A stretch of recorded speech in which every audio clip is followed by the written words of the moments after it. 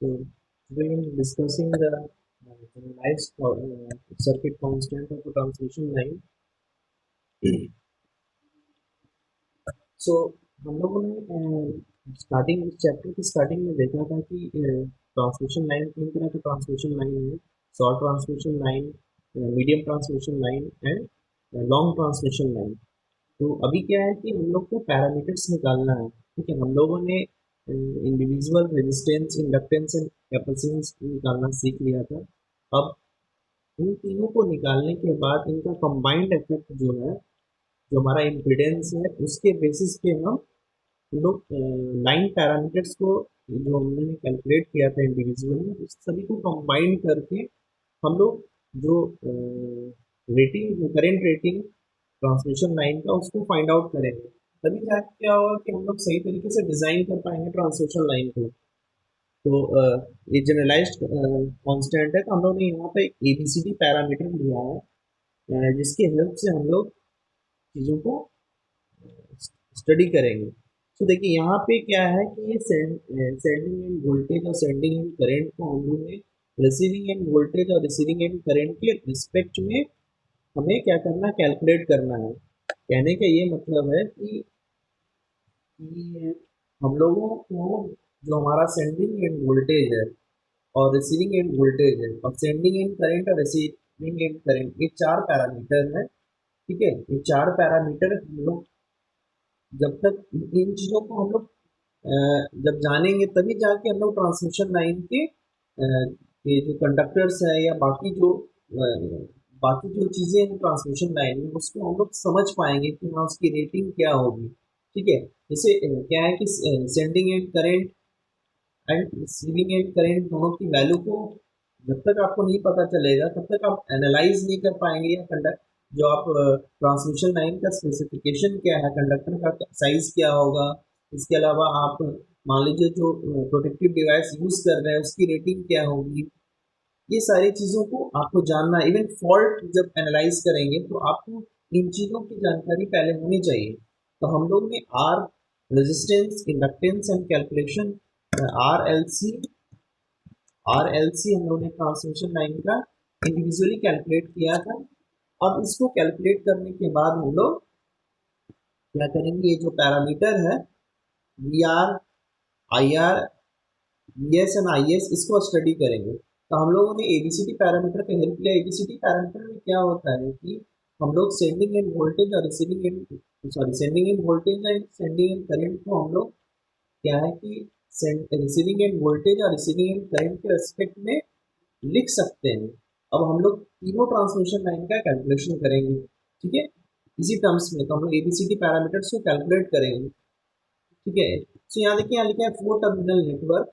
ठीक है, input voltage, input current can be expressed in terms of output voltage and output current. Okay, तो transmission line is a four network terminal network, differently दो receiving end का, दो sending end का। ठीक है, सो ये पैरामीटर है।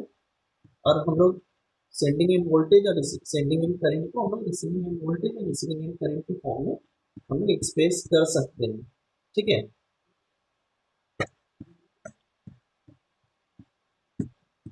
एक चीज आपको यहाँ पे ध्यान देना है। देखिए यहाँ पे एक चीज मैंने लिखा है,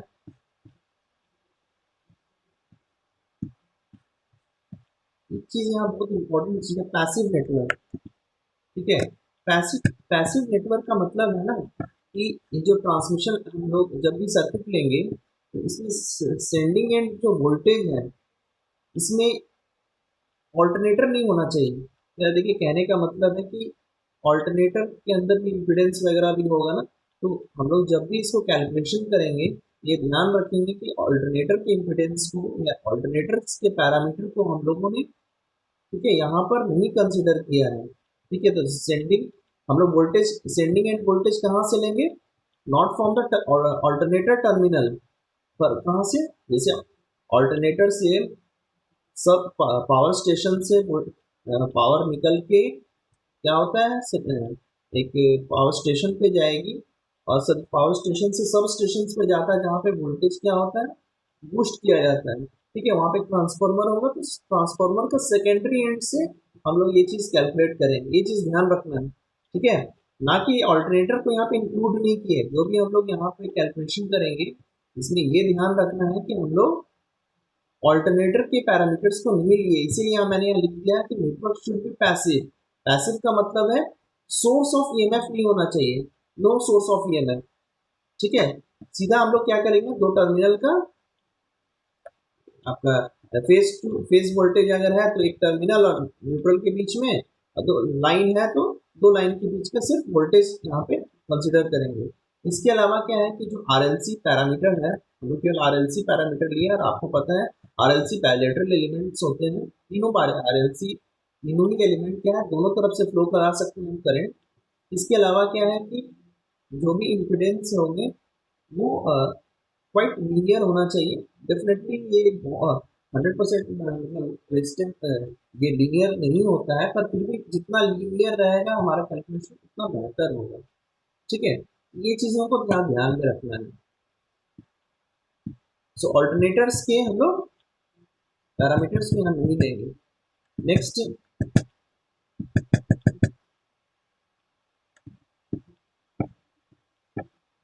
सो एबीसीडी चार पैरामीटर है, कॉम्प्लेक्स पैरामीटर्स है। ठीक है, दीज आर फोर, आप बोल सकते हैं these are four complex numbers also known as a generalised circuit constants of a transmission line.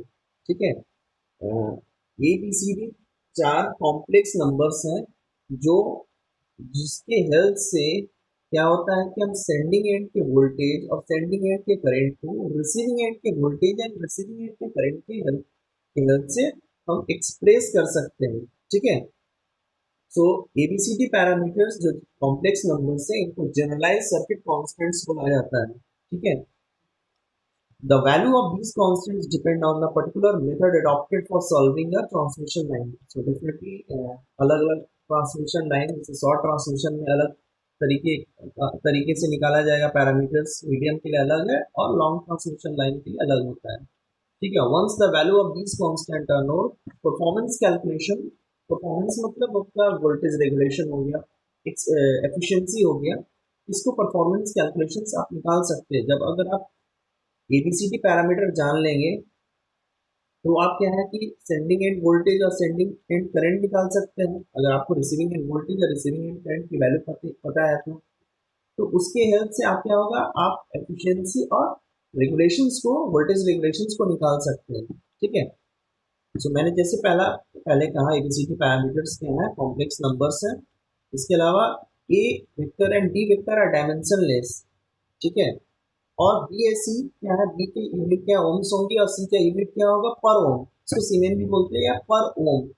ठीक है, एबीसीडी पैरामीटर में ए वेक्टर और डी वेक्टर दोनों कांस्टेंट वैल्यू सेम रहता है, और A D A vector dot D vector dot product है, A vector dot D product A dot A vector dot B vector minus B vector minus C vector equal to 1 होगा।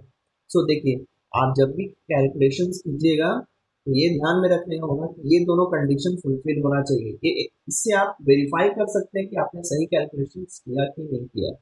ठीक है, याद रखना है ए और डी यूनिटलेस है और बी की यूनिट ओम है, ये आसानी से प्रूव हो जाएगा यहाँ पे। ठीक है, और सी क्या है आपका पर ओम या सीमेंस इसकी यूनिट है। चलिए नेक्स्ट हम लोग जाते हैं, हमारा जो सबसे पहला है शॉर्ट ट्रांसमिशन लाइन।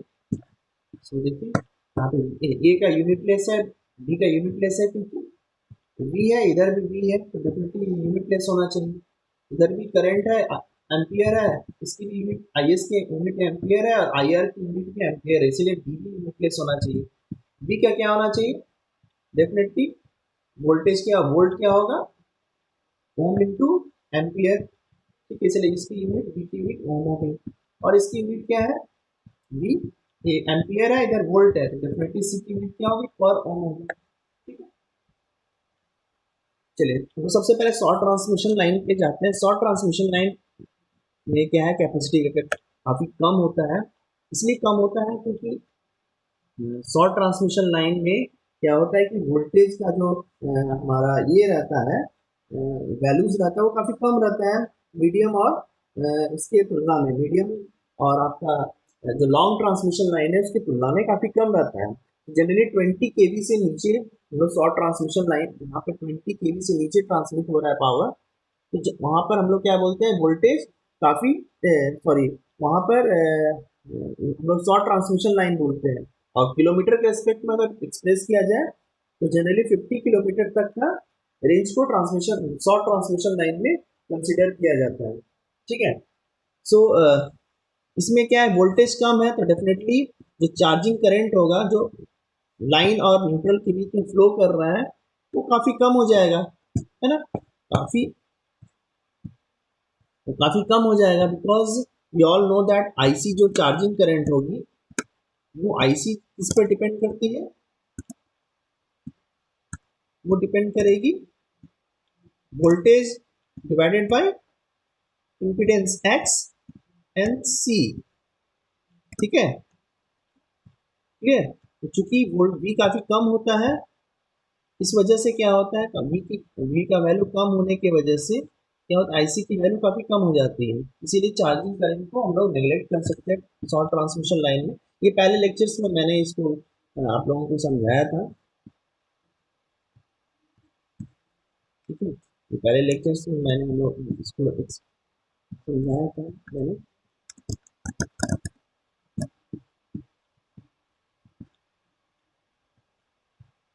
नेक्स्ट लोग आते हैं, तो चार्जिंग करंट नेगलेक्ट कर दिए तो यहाँ कैपेसिटी का हटा दिए। मैं एक सिंगल लाइन का ले रहा हूँ, एक फेज का है, ये फेज हो गया, ये न्यूट्रल हो गया। इसी तरीके से दोनों वाई फेज और बी फेज का भी वैसे ही बनेगा। ठीक है, तो सिंपलिसिटी के लिए हमने क्या किया, एक ही फेज को कंसिडर किया है, एक ही कंडक्टर को कंसिडर कर रहे हैं।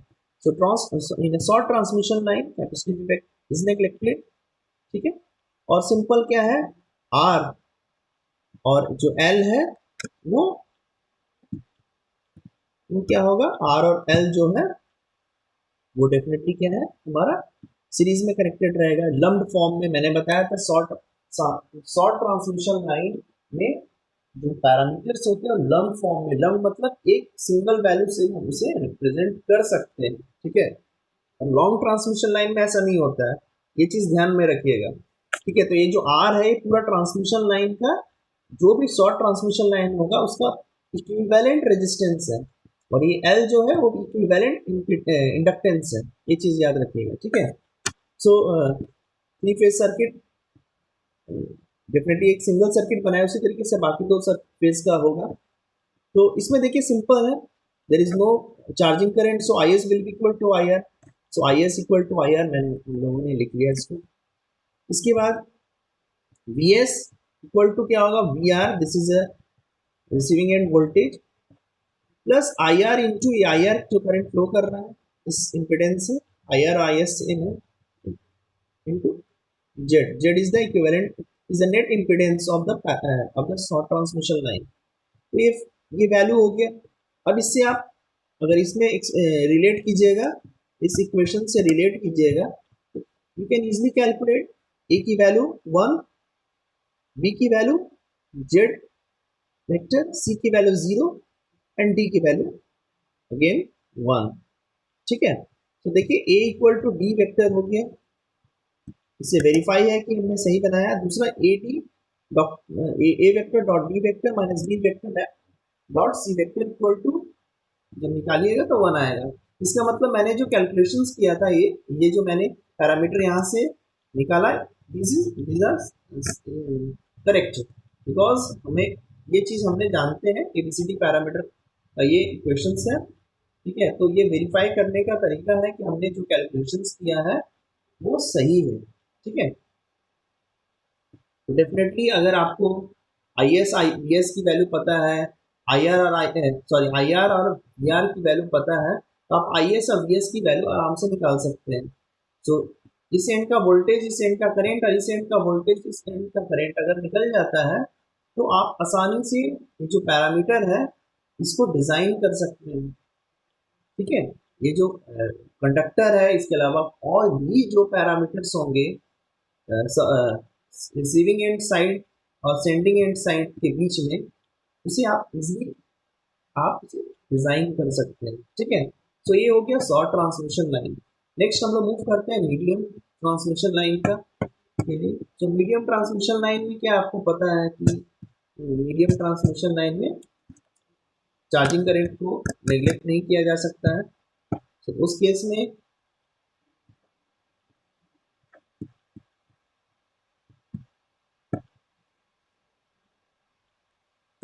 हम लोग मीडियम ट्रांसमिशन लाइन में मूव करते हैं। सो मीडियम ट्रांसमिशन लाइन में क्या होता है कि जो वोल्टेज है that ranges from 20 kV to 100 kV, ठीक है। एंड द किलोमीटर रेंज जो होता है वो basically 50 to 150 kilometre to 100 kilometre तक रहता है। सो 50 टू 150 किलोमीटर तक का अगर ट्रांसमिशन लाइन है और वोल्टेज 20 kV से 100 kV के बीच में एग्जिस्ट कर रहा है, then it is termed as a medium transmission line. और मीडियम ट्रांसमिशन लाइन में हम क्या है, चार्जिंग करंट थोड़ा बढ़ जाता है, क्योंकि वोल्टेज भी बढ़ रहा है तो चार्जिंग करंट भी बढ़ेगा। Now you can not neglect the charging current in medium transmission line. अब इसकी वैल्यू कुछ सर्टेन वैल्यू आ गई। शॉर्ट ट्रांसमिशन लाइन में आप इसे नेग्लेक्ट कर रहे थे, you can not neglect this values in the medium transmission line. So medium transmission line में हम लोग के पास दो तरह का सर्किट्स होता है, एक है नॉमिनल टी मेथड और एक नॉमिनल पाई मेथड। टी इसलिए क्योंकि टी की तरह दिख रहा है, देखिए इसमें हम लोग ने आर और एल को दो पार्ट में डिवाइड कर दिया और बीच में एक पॉइंट ले लिया जहां पे हम लोग चार्जिंग करंट फ्लो करवा दिए, ठीक है।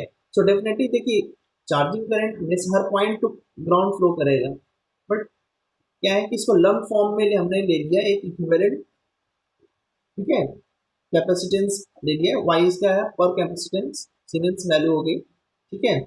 और हम लोगों ने आर यहाँ पे R/2 और L/2 Z/2 हो गया, इधर भी Z/2 हो गया। ये टी की तरह दिख रहा है ना, this is the T, that's why it is a nominal T method, ठीक है। सो मीडियम ट्रांसमिशन लाइन में हम जो जेड है मेरा that consist of resistance and inductance, इसे हम लोग लंप फॉर्म में रिप्रेजेंट कर सकते हैं। कैसे? आधा Z/2 सेंडिंग एंड साइड में और Z/2 रिसीविंग एंड साइड में, और the centre we will have a charging current, this is also in the lump form. Now analysing, अगर हम लोग एनालाइज करते हैं इस सर्किट को तो देखिए Vs इक्वल टू क्या होगा, Vs इक्वल टू V1, ये वोल्टेज है इधर V1 plus Is into Z/2। Now V1 will be, V1 is equal to this, V1 equal to VR plus IR into Z/2, ठीक है। And IC will be equal to this, IC will be equal to Is minus IR, ठीक है। ये मेरा तीन equations बन गया। Vs equal to V1 plus Is into Z/2, V1 equal to VR plus IR into Z/2 and IC equal to Is minus IR, ठीक है। Now Is को हम लोग लिख सकते हैं V1 इंटू, ये क्या है V1, लोग क्या लिख सकते हैं, IC को लोग we can easily write V1 divided by XC। now XC is nothing but it is Y vector, है ना। XC क्या है, sorry, XC is nothing but it is a 1 by Y vector। तो Y vector क्या है, is 1 by, it is 1 by XC, ठीक है। तो हम लोगों ने इस चीज को यहाँ पे नोट कर लिया, ठीक है।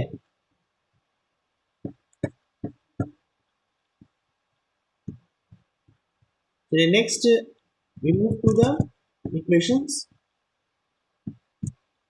ये इक्वेशंस को हमें ध्यान रखना है, तो आप इस चीज को यहाँ पे एनालाइज करेंगे। देखिए नाउ V1 की वैल्यू यहाँ से हम लोगों ने पुट कर दी यहाँ पर, ठीक है। V1 की वैल्यू हमने पुट कर दी, कि हमें हमें अब ये तीन इक्वेशंस हम लोगों ने सर्किट से निकाला। अभी हमें क्या निकालना है, चार पैरामीटर निकालना है। मतलब मुझे Vs और Is की वैल्यू निकालनी है, तो उसके लिए हमें पहले इक्वेशंस निकालना होगा जिसमें VR और IR एग्जिस्ट करता है। मतलब Vs को पहले VR और IR के टर्म्स में रिप्रेजेंट करना होगा, ठीक है। और उसी तरीके से आई एस को भी हमें वी आर और आई एस के टर्म्स में रिप्रेजेंट करना होगा, तभी आप जाके ए बी सी डी चार पैरामीटर की कैलकुलेट कर पाएंगे। ठीक है। तो ये तीन इक्वेशंस को हम यूज करेंगे। तो सबसे पहले आई एस की आई सी की वैल्यू जो यहाँ पर है, इसको यहाँ पे वी वन की वैल्यू पुट कर दिया हमने। ठीक है। पुट करने के बाद देखिए, तो फिर एनालाइज करेंगे।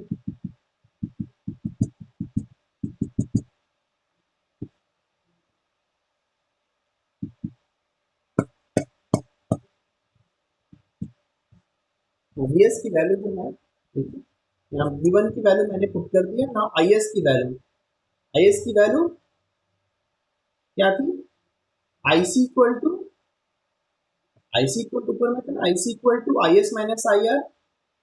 तो आई सी की वैल्यू यहाँ से मैंने यहाँ पे पुट कर दिया। ठीक है ना। क्योंकि आई सी क्या था, आई एस माइनस आई आर था, आई आर को इधर ले आए। ठीक है। और आई सी की वैल्यू ये पुट हो गई, तो यहाँ से मैंने पुट किया, इस चीज को मैंने यहाँ पे पुट कर दिया, ये एक्सप्रेशन निकल गया मेरा। अभी देखिए आई एस की वैल्यू हमें वी आर और आई आर के टर्म्स में आ गई, है ना। अब इसको सिंप्लीफाई कीजिए, इस वैल्यू को सिंप्लीफाई कीजिए। One minute, this is I S V R I are, yes. और दिस इज दिस, हमने आई एस की वैल्यू वी आर और आई आर के टर्म्स में रिप्रेजेंट कर दिया। ठीक है। अभी वी एस की वैल्यू पुट करनी है ना, वी एस की वैल्यू ये है। ठीक है। तो ऐसे मैं इसको you can easily find out. देखिए वी एस की वैल्यू ये है। अभी हम लोग आई एस की वैल्यू जो निकाले थे, आई एस की वैल्यू जो निकाले हैं ना, उसको यहाँ पुट कर देंगे। तो वी एस की वैल्यू, अब देखिए वी एस की वैल्यू में आई वी वन की वैल्यू पुट करेंगे जो यहाँ से हम लोग ने निकाला, और उसके बाद आई एस की वैल्यू पुट करेंगे। ठीक है।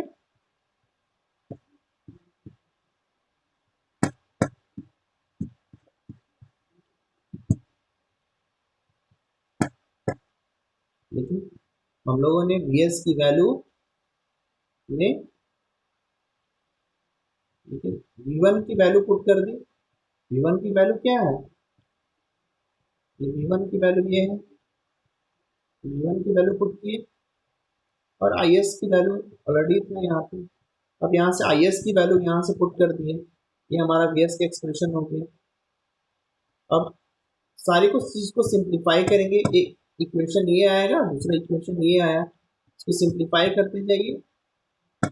So you can easily calculate A vector और डी वेक्टर की वैल्यू। क्या हो गया, यस ए वेक्टर ये हो गया, ये बी वेक्टर हो गया, है ना, उन्होंने लिख लिया। उसी तरीके से डी वेक्टर भी, आई एस के एक्सप्रेशन को देखिए,